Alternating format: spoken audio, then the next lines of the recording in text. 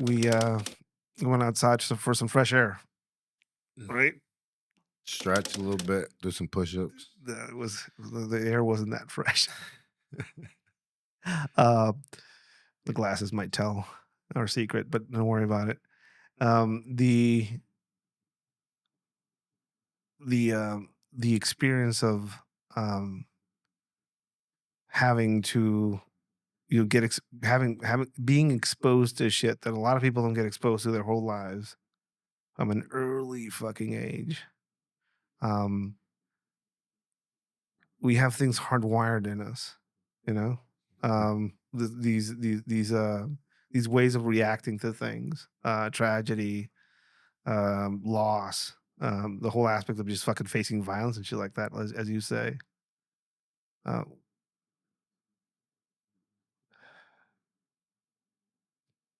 w- w-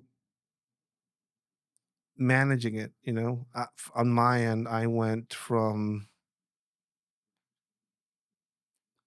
numbing myself with a lot of fucking tequila uh, to medication, like some fucking actual fucking head pills and stuff like that to try and figure some shit out. Um,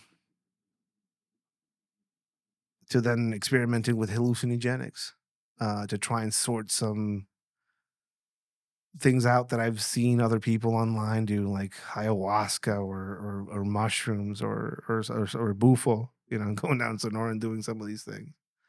Um, to finally just smoking a joint and chilling out somewhere. For me, that was a whole fucking road.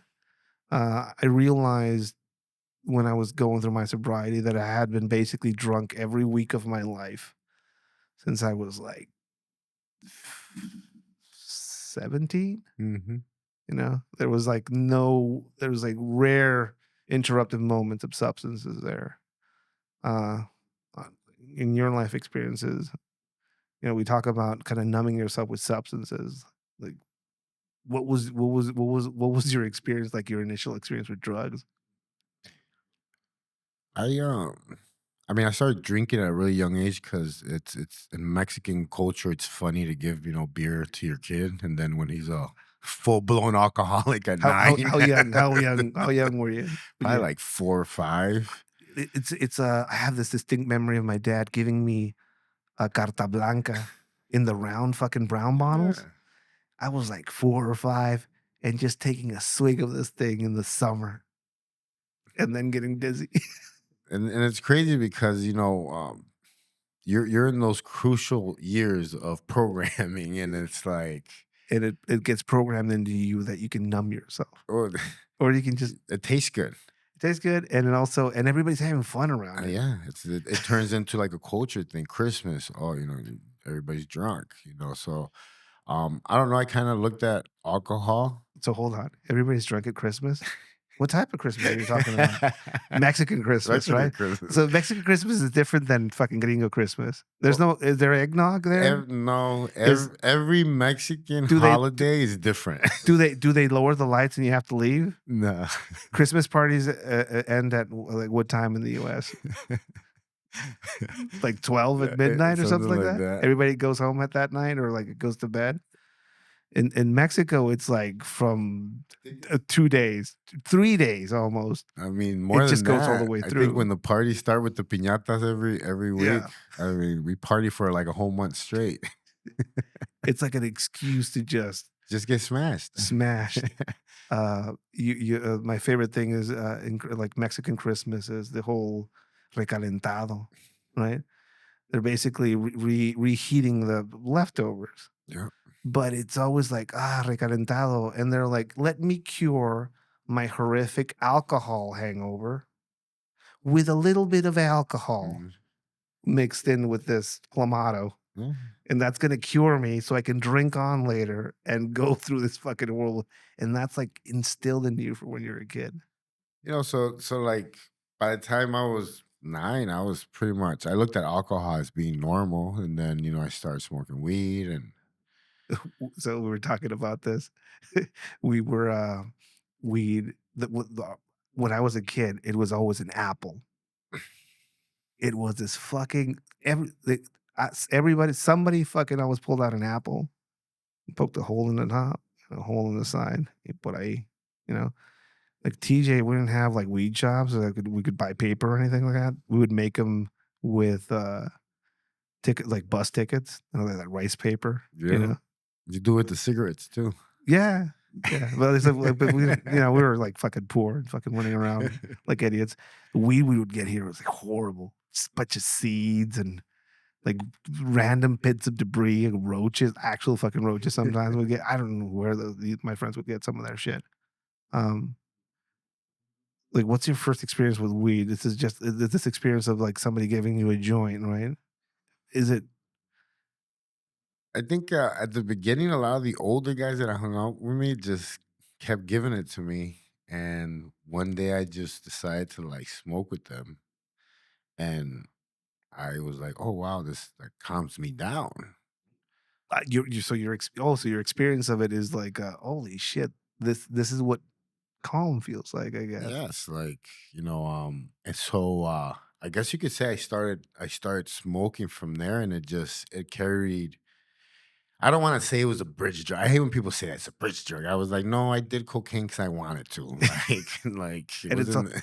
yeah. It wasn't a bridge You're drug. like, "Ah, this marijuana convinced me to do this line of fucking cocaine." so That's not how it works? so I started doing coke about 16, and when I landed in prison in Mexico, a lot of the like rich guys, the narcos, they were smoking crack. That's what they were doing because they were the only ones that could afford it. You know, It was just like, what year was this? early 90s. This is pure weird. This is like yeah, this is Yeah. Mexican crack. Like it Could was just describe the difference of, like, Seattle crack and Mexican crack. US and Mexico. It was just, the purity and the amount of drugs that were in that prison. It was crazy because on visiting days, everybody would come in from the outside to go buy drugs there. So Yeah. we had like a tianguis going down every Sunday and Thursday, like traffic, girls, like there would be music playing, DJs. And I would be like, man, I could do some time like this, and but it was so pure that as soon as you would put the baking soda in, it would just rock up. Yeah, yeah. And They were getting it straight from a fucking laboratory that was probably across the road. and it was crazy because I never thought that a single hit of a drug, this is the first time it ever did it, like it made me into an addict. I was chasing that from that day on.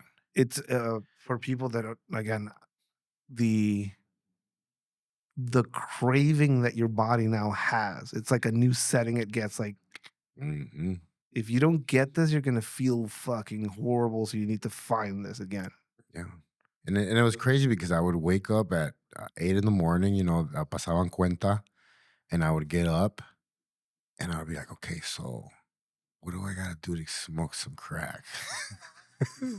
Like, that's you planned out your day on that. Because after I smoked that one time, because I was living really well in there. I had my own cell, carpet. Like I was living really well. They were sending me about $1,000 a month, $1,000. So I was living it up. I was living it up, and I smoked everything, and I didn't have nothing at the end. And so at the end, I would get up and be like, okay, so I need to do some laundry today. I'm gonna do a couple talachas. I'm gonna clean. I was one of those drug addicts that I would work hard for my drugs, man. That's Like, interesting. If you wanna start a business, man, get a crackhead. He'll figure out how to fucking make money in a moment. Not legal money, but he'll figure it out, though. but That's an amazing drive. I'm glad though, Ed. I'm glad that I got addicted to that drug in there because if I would have got addicted to it outside, The things that you would have done for it would it, have been way worse. yes, yes, That's it. and That's an interesting positive it, out of it. it was a very humbling experience, to say so, because it left me terrified of that. When you stop that, how did you fucking stop that? That's you. When you that that I've seen fuckers come off it. Like for you, how the fuck how the fuck do you go through that? You know, people don't realize I was in so much fear. And this is you asked me earlier, where was God, and all this. And there was times he showed up, I just forgot. And when I became a full blown addict and they had kicked me out of that unit and they wanted to like kill me, and then the guys that where they sent me didn't kill me. Now they wanted it was like was living in constant fear, right? You were being hunted inside of there. Yeah. I couldn't even go get food because if I was risking my life. And sometimes I would do it. But I was so addicted to the crack that I couldn't stop smoking. And one day I snuck over to the chapel. It was this little room in the back of the prison. Like nobody would even go there. Yeah. And I ran over there and I snuck in and I just told him, I was like, I don't know you, I don't know nothing, but I just don't want to get high no more. And I remember I grabbed one of the Bibles and I hid it under my shirt and I ran back to my cell. And in my cell, I opened it up and I didn't understand nothing it said, but I didn't smoke from that day on. I didn't. And people were like, "Oh, you just got motivated," or, and it's one of those things, like you said, it's unexplainable. But now that I'm on my walk, I know who it was now. Yeah, You know, it's only when you look back that you kind of like I always ask that, like, where was God in the past? Like for me, like I didn't see a lot of him, right? Or I didn't feel taken care of or saved or um, comforted. But I was though throughout all of it, and I'm yeah. here right now, and uh, it's a miracle in and of itself that we're both here sitting down to talking. Um, but there's like the aspect of accepting that that means that you like yourself or something, and that's hard for some of us fucking people to admit. Like, oh, it means that you're worth something, and that's what you're fucking struggling with. Like, no, no, it can't be that I had somebody having my back through all that. It can't. That's because I'm not special. Like, there's nothing good about me. Like, why would that be a thing? I think that's where a lot of people struggle with their faith. Mm. uh, I think a lot of people like run into that wall. Like I was a fucking atheist, uh, kind of like godless person for a while in my life. And I know a big part of it was basically not wanting to reconcile or recognize any divinity or goodness in anything that I could was doing or did. Like that's the one that was my fight with God. You know, um, you you have this moment where you have to let go of this fucking again.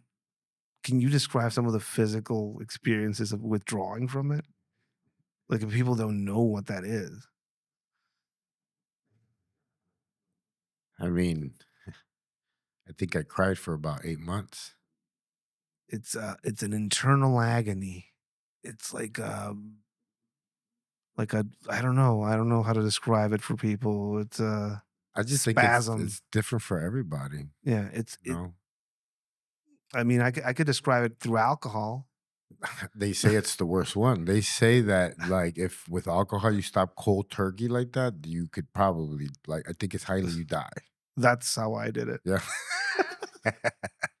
like an Oh, idiot. of course, because Um, there's no middle with us. I believe that, like, that's why it's important. Like, people like us, you and I, if they teach us balance, like, we're unstoppable. yeah. But Well, that's the catch. I'm working on that, and I see a lot of that in you and some of the shit you're doing.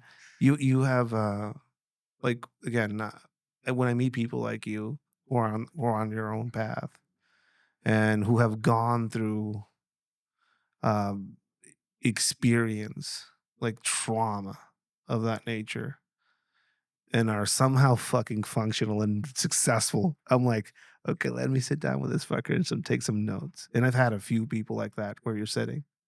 And I'm like one of the biggest reasons why we do this show is to to help others oh, look at these guys. Somehow they're fucking functional adults and look at the shit they went through. Um uh for me, figuring out purpose, you know. How can you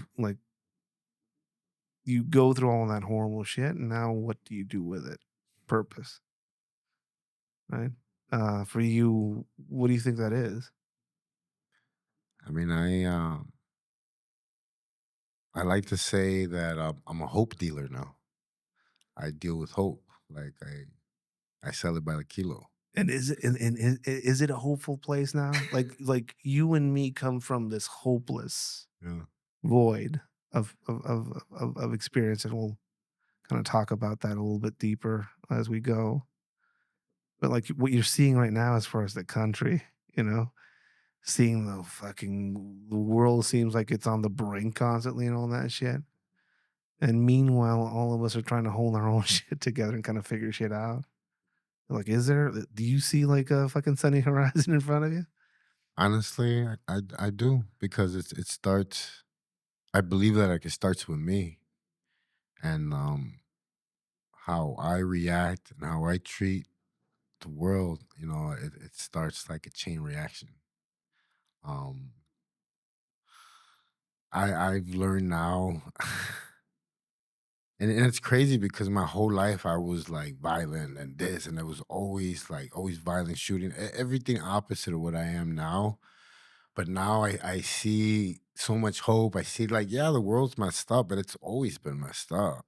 You Yeah, know, it's just messed up differently. yeah, you It's know, like a it's new way. different times, different, you know, I told what can you tell the kids from nowadays? I was like, I didn't grow up with an iPhone, so like I can't tell them, hey, you better ride your bike all day like I did. You know, it's like I can't because we live in different times now. Yeah, the you know, there's a lot of anxiety out there, right?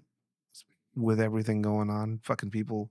I just took a break from everything. I had like a few weeks off, and my cortisol levels were pretty, high. I had a speaking engagement somewhere in Texas, and on my way back, I crashed out physically, um, and I shut off my news feed, and I wasn't on the phone at all for a few days, and that shit helped out a lot. I'd quieted that shit down a little bit so I could focus on this internal experience that we talk about. Um, you you when you got here, we're talking a little bit about projects that we want to work on in the future and shit like that. This entrepreneurial figuring shit out, let's sort things out aspect of it. Where does that come from? Is that also kind of the after effects of the survival experience? I mean, I started delivering weed when I was 14 years old. I was Uber weed. Uber weed. They have that shit here. You would beat me and I would take you a dime sack. And so and it's you know my I come from a family that's very entrepreneur. All my family in Mexico, they all have like Hustling. small businesses. My aunt owned the movie theater. My tío the panaderia. So there were always I was always around money. So like as a kid, I remember I told my grandfather was like, "What do you want for Christmas?" And I was like, I want to go shine shoes at the jardín." And he's like, "You know, you don't have to do that, right?" Because he was trying to explain to me that we weren't that poor, you know. But I was like, "Nah, but I want to go make money." And I was one of those kids that was blessed that I was able to hang out with the real poor kids and hang out with all the rich kids too. Yeah, so you got that both Yeah, experiences. yeah. So like, You got to appreciate the coca, like the soda in a bag with a yeah, straw, yeah, some of that shit, yeah. And and then the then glass one. the glass Coke, where you fucking threw the glass on the Yeah. ground and give a shit about So like bringing it back to the store and getting your deposit the back. 10 cents. I mean, those are the two sides. So, I think that's where it started, and I always had a job. I've been working since I was a kid. If I wasn't delivering bread in Mexico, I was working at the ranch. And like I said, when I came to the United States, I learned the drug game at a very young age, and I started making money. You know, I would love to buy a whole pound of weed and put it all in dime bags, and I would sit on it for about a month and just sell it and pay my bills with it. It's like fucking, it's interesting to me because I didn't have any of that in my life. Like, not really, because my life experience basically like I was a hustler when I was a kid, trying to figure shit out for myself after my mom and my dad kind of bailed on us. Um, I'd figure out schemes and scams to figure out money and shit like that. So I got a lot of that experience there. But later on in life, I had pulled into this government job, and I was like, everything was regimented. Like, the money didn't mean anything really because you didn't have any fucking time to spend it. Like, I didn't. Like, there was I lived in an apartment with a PlayStation in a corner and a big fucking TV. You know, I would go from fucking running around chasing fucking weirdos in the middle of the night to playing Shadow of the Colossus on PlayStation. Hmm. It's a fucking wild game. You're a little dude on a horse and you climb up on giants and start stabbing them in specific places so they can topple over. And then I would go back to my day job, and it was like a wild fucking back and forth. But realistically, money didn't mean anything to me because I didn't. Yeah. But when I got out, I was like, fuck, man, I need to fucking figure money out. Starting a business, figuring out payrolls, all that shit is like fucking not easy. It's funny how for you it was a school, so you just fucking shifted focus. And I've been building companies and running businesses since I was 9 years old. So, They're just not in the fortune, like, you know, they're not registered companies of any kind, of any kind. But it gave but me they're all experience. enterprises. And you know what? Another thing too, though, Ed. Whenever I did get jobs, I always became the boss. You Like you I you you would work. you would become essential. Yeah. Become essential. When you become an essential worker, you can fucking dictate and move. And I move at a different pace of everybody, and it's always made my life better. So I've always learned to be that way in everything I do. Yeah. There's a price though. We get tired. Yeah, we and do. and then when you become essential, you become at times you become exploited. And that's what happens. It's Or- they and, burn it at both ends. and you forget yourself. And then Yeah. you end up on your fucking face in the middle of a beautiful Sunday. You like we've been talking a lot about the physical aspects of recovery.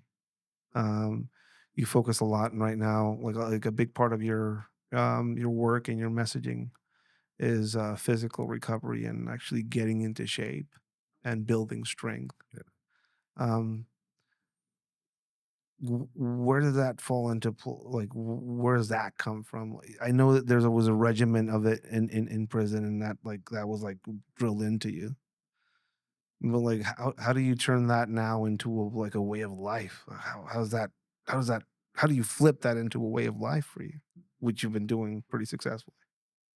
I started working out when I was 9 years old.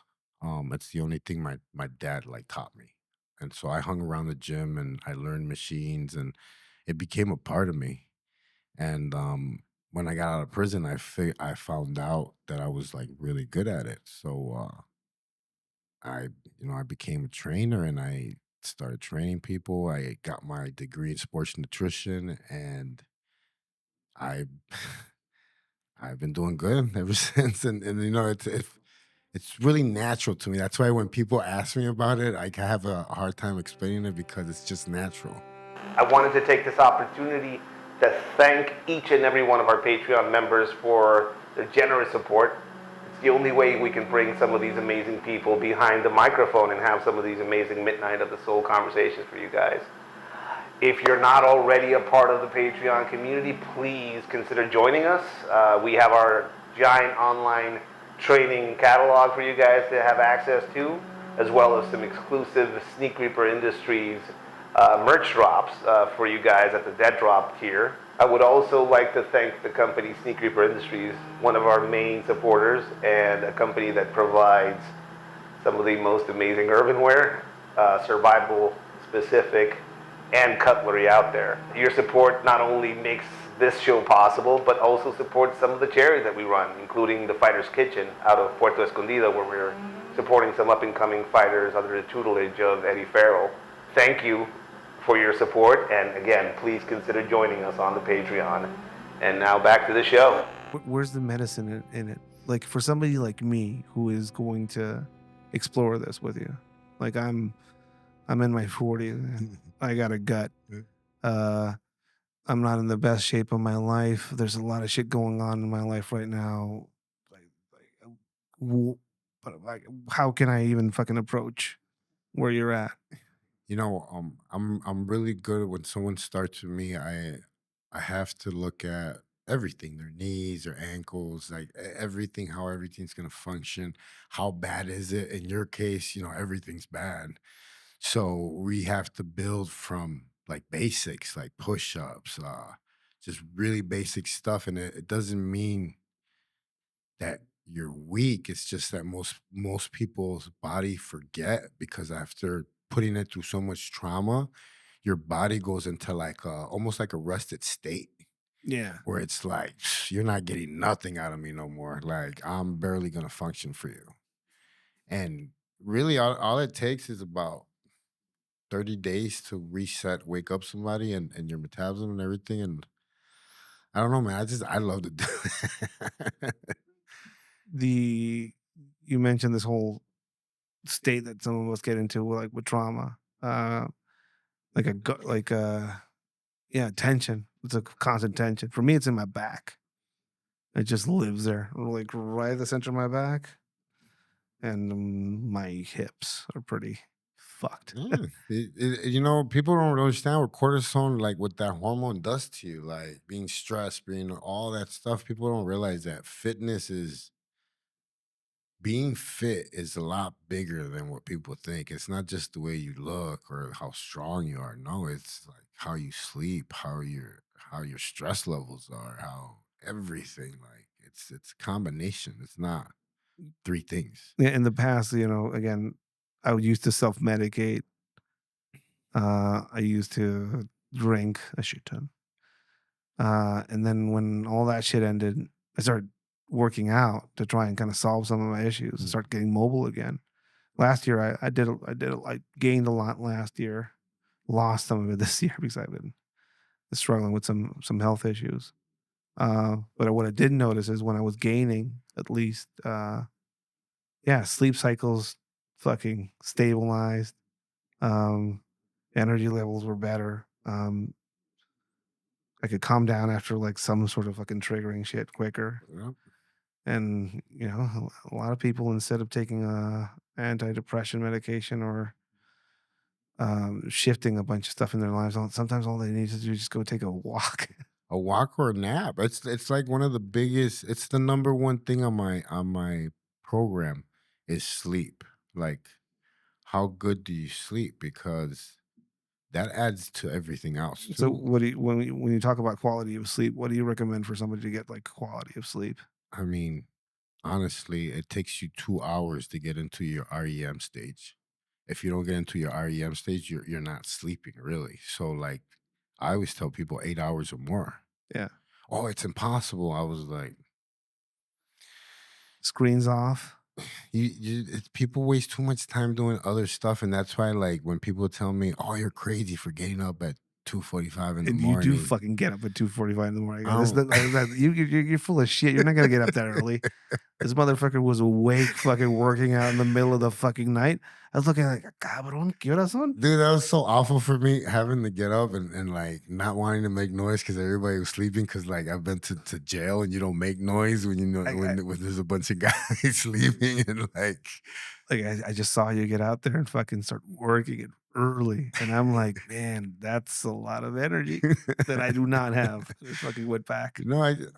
I'm very strict, but people don't realize that your body likes like for the same routine. Your body likes it. So the more that you go to sleep at the same time and the more you get up at the same time, it turns into like a clock for your body. You start to look better. You start to like I could see it in my face when I start to like really start to look young. And It's that's because of my sleep. and that's something you mentioned, which is, again, when we were recording that weird show that hopefully comes out at some point, this, like, all of us were sharing notes on how we fucking deal with shit, and you were talking a lot about the fact that you were outside of your routine, so you're worried about being outside of your routine Mhm. as somebody that's gone through a lot of shit. I myself have I don't have the biggest ability to have a routine because I have such a hectic lifestyle where I'm traveling around and doing all the shit that I'm doing. Um, but when I do get into spaces where I can have like I'm gonna get up at this time, I'm gonna sleep. Screens are gonna be off at this time, and I just can have like a solid sleep cycle of 8 hours for at least a week. It's a good beginning to kind of start getting better. When you get knocked out of it, though, when you travel and shit like that, I get it now more. You know, People don't realize that a lot of guys that come out of jail, that's why they look so young. That's why they look so good because we learned to sleep in there. That's another thing that I learned to do in there. I'm an expert at power naps. I'll put my time on 20 minutes. I'll take a nap and I'm up ready to go. And in prison, I took 2 naps a day, and then I slept 8 hours at night. So like it's the fountain of youth, but you have to sleep. do you put blinders on? Like, what is it? What is it? Like, again, my issue is like getting to sleep for me is like it's a journey. I You know? had to learn. I had to learn. I even read books on it. The best book that I read was it's called The Perfect Day Formula, and Okay. it tells you to eliminate coffee 10 hours prior to bedtime. Damn it. It gives you like all kinds of rules, and I followed it, and it worked. But I have my own little routine now where I get home, I do whatever work I need to be done. Boom, I take a shower, I relax. I never go to bed without taking a shower. Like I never lay on my bed like straight from the street. Like very rarely. Nasty. So I take a shower, I read, and I fall asleep, and I'm up at 2:45. I'm ready to go. But another thing too that I tell people is I've always been like that, but now that I wake up with a purpose, it's different because I wake up with a little spunk on my, in my steps. So like I'm ready, You're motivated. motivated. Yeah. It's too fucking early, man. I used to wake up at 4 every day, and then was like, I just feel that all the voices are quiet at that time, and it gives me dead fucking quiet. There's nobody yeah, around. and Not it even your gives voices it are. gives me a peace, man, that I can't explain, and to me, it's priceless, man. Because once the sun comes up, my spider senses are always going crazy, man. Because I'm always feeling everything. So it's like I don't know. It's like I like it a lot, man. I like it. Yeah. Trying to figure my way back to it. You're gonna help me out with that. Um, we have um we have a lot of weird mutual friends, Sweet too. which has been weird, right? Just having this whole like, you know that motherfucker? FaceTiming and shit like that. Um, that whole aspect of coming out of an environment like that and now being here. Um, one thing I've noticed is, a lot of the friends that I used to have are not here anymore. Like some of those people that you would think would have like gone all the way to here. And I find myself now kind of trying to like making friends at our age is fucking hard. Right? It's not like, hey, it's not like we can go and do shit or go to a bar or some shit. Like I'm not gonna fucking go to a bar, fucking hang out and shit like that. But I've made some fucking amazing friends through therapy. Uh like what has your experience been like as far as kind of reinventing and reshaping what you would consider like like imagine the past you wouldn't fucking be friends with a fucking puerco like me, right? Or a former fucking cop or something like that. And you like the reality readjusting aspect of this, like trying to figure out people. It's like a very solid. It's been very lonely for me trying to readjust from my former life to this one and kind of rediscovering ways of like making new ways of encountering friends or like learning from different people. It's been lonely as shit. That's why But I check on you. what's your experience been like kind of readapting to that? You know, I got some pretty cool people, weird friends in my life, but I say weird just because we all come from different aspects of life, all pain, but just different pains. But I think that's what makes, I guess, all of us special in a sort of way. And it brings something to the table. Like even at that house, like it was so weird to be in there with some guy with ski masks on. And it's like, but I don't know if we can talk about it.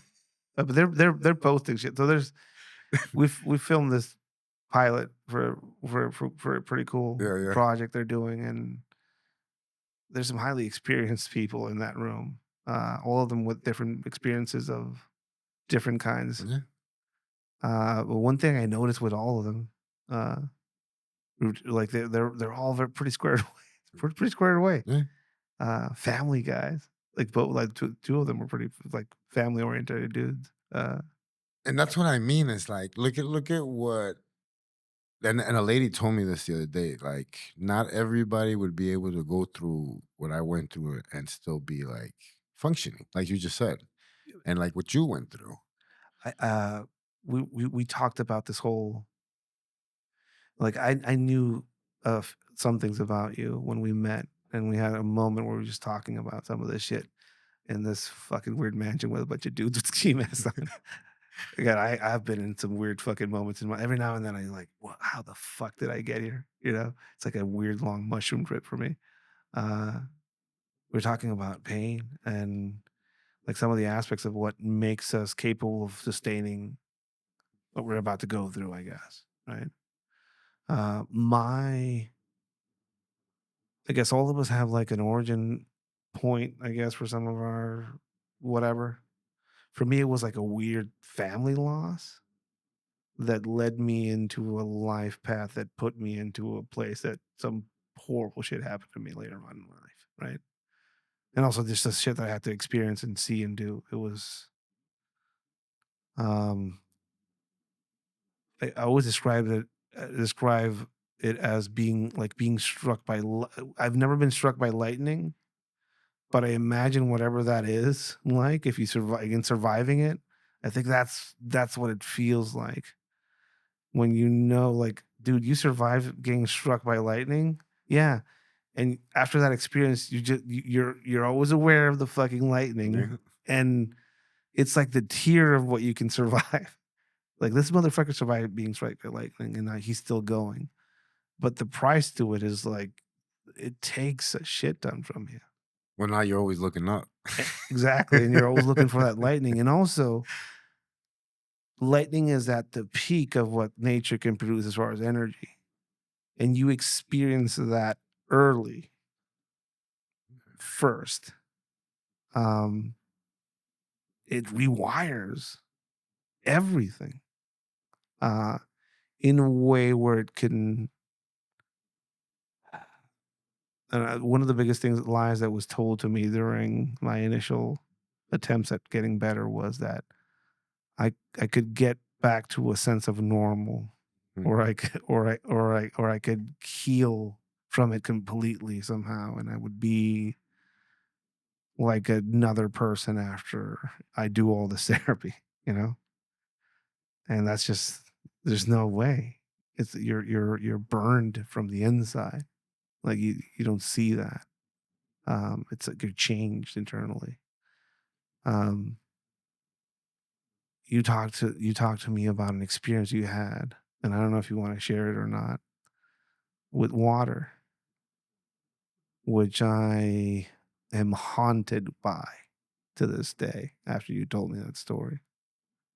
Do you mind kind of sharing that? Yeah.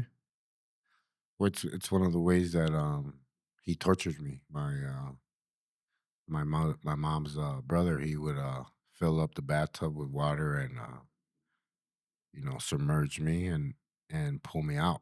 So he would drown me, pull me out, drown me, pull me out. And But the thing that I remember the most is, sitting there as a little kid and being terrified because I did something wrong, but I didn't know what I did wrong. And him getting ready, filling up the bathtub, he did that to me from the age of 4 to 9. And, it made me terrified of water, like, terrified. It's it's wild. It's a wild space. Just to imagine. The danger that you're experiencing from that age is coming from within what is supposed to be safety, which is your family, Mhm. And and in an intimate space like that. And also, it's why is this being done to me? Is the mystery in your small soul, you know? Like what? Is is that the question? Like, what did you do? What the fuck did I do? At first, that was the first question. As time went on, it was more about protecting my sisters, so it wouldn't happen to them. So, like, I would step in, so it wasn't why no more. It was like what I had to do now. Do you think now looking back at it that if that didn't happen, you couldn't have done that? Do you think it gave you strength enough to kind of stand up to him like that later on? And I'm not trying to justify any of that shit, by the way. I'm just like, Mm. No, when you look back at it, if things had been different, who would have been there to step in, and who would that kid be if he hadn't gone through that pain? Would he have been that strong to kind of step up? to tell you the truth, I used to ask all kinds of questions.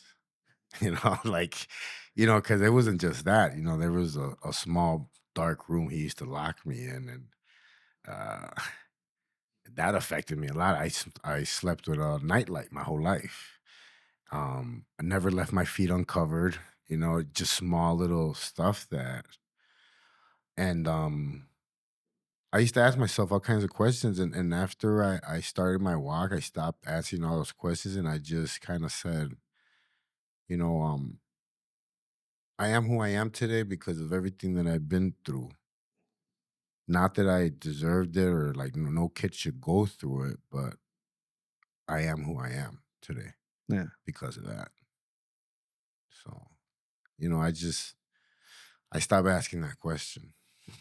There's really no answer to I don't know. it. Like for me, a big part of the I don't know. I think where I'm at with it is like trying to find some reasoning. I'm trying to reason with it. I guess still, yeah. Some of this shit is just random. Some of this shit just happens to you.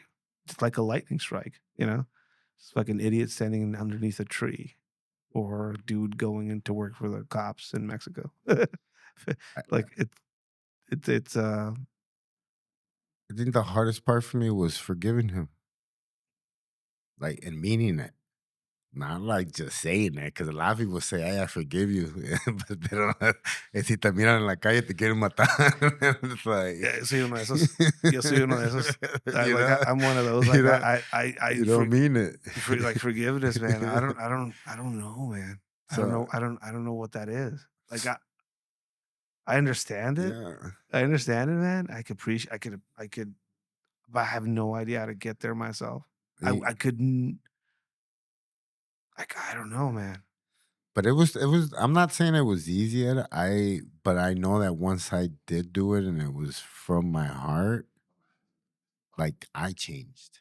I feel like almost like I stopped drinking the poison, and What changes after you let go of that? I just had so much hate in me, man. I had It's I have a shit ton of that too. I had so much hate, and I have Dude, all the scars on my knuckles to prove it, man. Like it was. I feel like my knuckles have been raw my whole life of how mad I was. yeah. You yeah, I get that. It's a way of fucking, self-torture, fucking, yeah, self-flagellation shit. I think I used to love to punch myself in the face when I would drink a lot. and I would wake up sometimes with black eyes, and I would be like, "Did I get into a fight yesterday?" or what?" I had a different way of fucking torturing myself like that.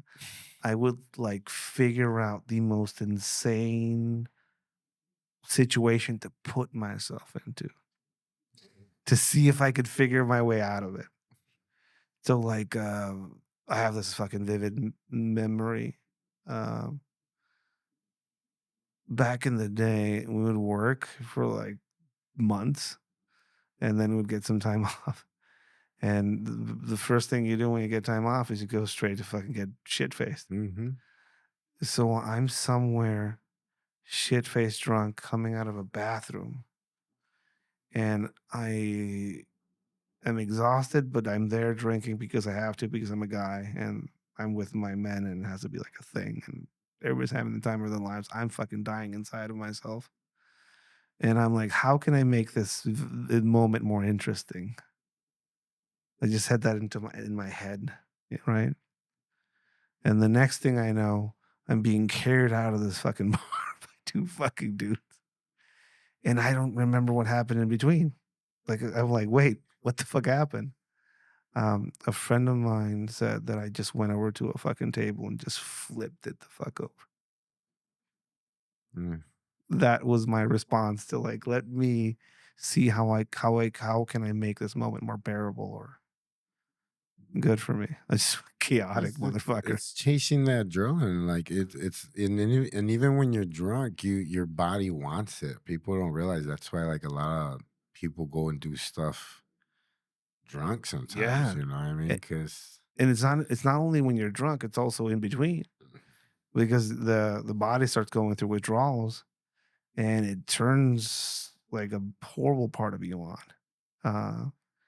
Uh Psychosis and all that shit happens in between, and you're just like a bad person in between. You get the sobering up you is horrible to the people around you until we get back to the fucking, fun you again. Uh, when I went fucking off it, I went fucking cold turkey, and it was because again, it's who we are, I guess. yeah. They warned me like, "How are you gonna get off it? Get into a program, it's a 12-step. Mamadas. Yo ya no voy a tomar. Fuck it." And I just fucking locked myself somewhere and stopped. Third day. On the third day it started. Like I could go for a few days without it, but the fourth day was when it was like, ooh, this you know, it feels like invisible hands were coming into my chest, grabbing all of my tendons underneath my arms and pulling me into the direction of wherever I could fucking find something to drink. And I was looking at the mouthwash really closely, you know? Um, and that's when you start getting into the So you were a full blown alcoholic. yeah, Yeah. that was pretty bad. I was yeah, I was at the beginning stages of that. So you drank every day? Yeah, yeah, a lot. See, I only drank on Saturday. I'm not No. an alcoholic. I was pretty deep into it. And I remember just having like the most one thing that you don't realize that when you sleep drunk, you don't dream. You don't dream, or if you do dream, you like you dream some shit, but you don't really dream. Um, so it's like taking like a fist, like two fistfuls of mushrooms, I guess. The dreams you get, these lucid fucking dreams. Uh, I was staying at this weird cabin somewhere in Nevada, and when I would get really mad, I'd have these. I thought I'd pissed myself during my sleep, but it was that I would have like a full body like sweat, just like when you Yeah. see the movies. Like somebody has a nightmare and they wake up all wet with sweat, and it's like that never happens. That fucking does happen when you're fucking coming off shit.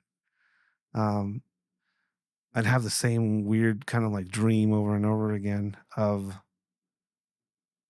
me being outside in the front of the cabin in the field, not being able to move, and just realizing that I was dead, Hmm.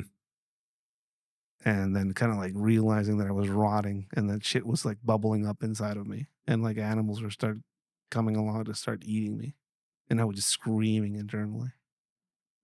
Pretty intense dream. And then I would wake up. And the fucked up thing is that I would rather be in that fucking dream than awake wanting to drink, man. It Yeah. was like a full body just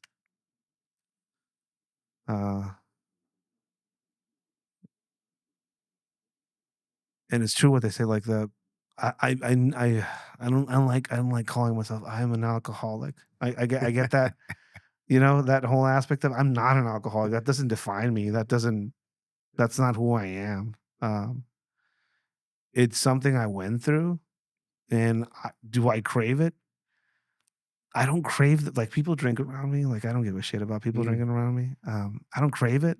Like, I'm not, "Oh, man," but I do miss having dreamless nights of dead sleep. Yeah, but you could achieve that by, like I said, adjusting the sleep clock, sleeping at when you start doing that, you'll start to have like, Like, solid sleep. yeah, solid sleep, and you just it's one of those moments where you close your eyes and then you wake up and it's time to get up.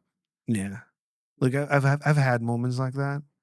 They're not regular. It's my thing. And again, I know I have a lot of issues because I don't have a fucking routine and I'm traveling around like a motherfucker. But I've been doing things like, I'll full stop my day at 8:30 so I could be in a space where I can just shut shit off at 9. Mhm. Um, I didn't know anything. I didn't realize that white noise was like a fucking thing for me, and I started using white noise. There's a there's a fucking 9-hour recording of somebody inside of a car, and it's raining. I have the same thing. Dude, it's fucking great. But there's sometimes he recorded one where there was like a car alarm that Yeah. went off in the middle of the night, and the fucking guy didn't fucking review his video, and that fucking thing jolted me out of fucking. I did a somersault outside of that bed. Um, but yeah, finding small things like that it helps. But yeah, as you say, as soon as you get out of that fucking routine, those fucking diablitos come out. I panic, and that's why I was so worried when we were out there filming because when I'm out of my routine, I make bad decisions, and I just know. So it's like if I know that I don't want a haircut, I'm not gonna show up to the barber shop. Yeah, So like I was stressed out and I was like, I gotta get home, I gotta get home. It's why I travel the way that I travel. I fly in and I fly out which is because wild to me. that's it. Like I can't,